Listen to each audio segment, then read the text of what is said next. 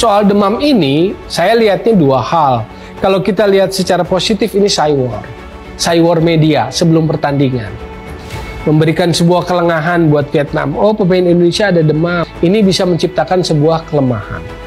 Mengangkat Vietnam untuk kemudian ini. Walaupun kita ragu lah ya. Vietnam juga pasti ngotot main di Hanoi untuk ambil 3 poin. Kalau dari sisi negatifnya, ini hal yang buruk. Kalau memang para pemain ini demam.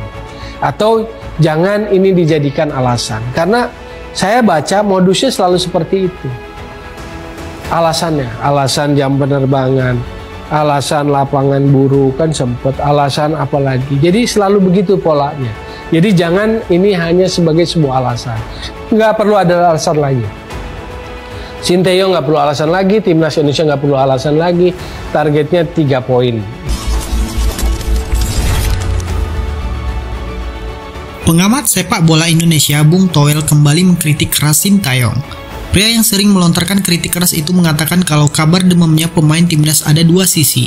Yang pertama, sisi positifnya bermaksud hanya Cywar. Hal itu bertujuan agar Vietnam lengah dengan kabar banyaknya pemain inti timnas Indonesia yang terkena flu. Dan yang kedua, sisi negatifnya. Ia beranggapan kalau Sinteyong hanya mencari-cari alasan. Menurutnya hal itu jangan sampai terjadi.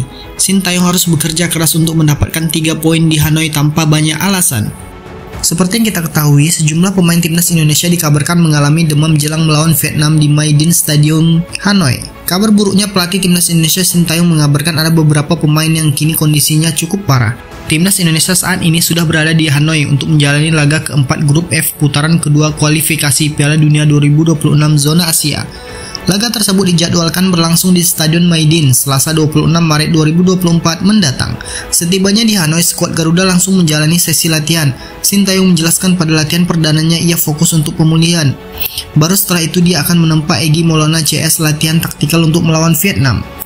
Hari ini hanya pemulihan, jadi bakal melihat kondisi pemain besok. Nanti akan dilihat kondisinya sedikit demi sedikit, lalu akan diterapkan latihan taktikal seperti apa, kata Sinteyong.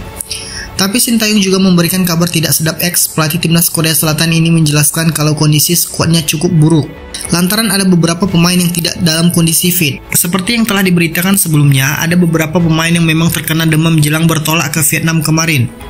Kondisi pemain tidak begitu baik, ada beberapa pemain yang kondisinya cukup parah, entah itu virus apa, lalu ramai juga di Indonesia, ungkap Sinteyong.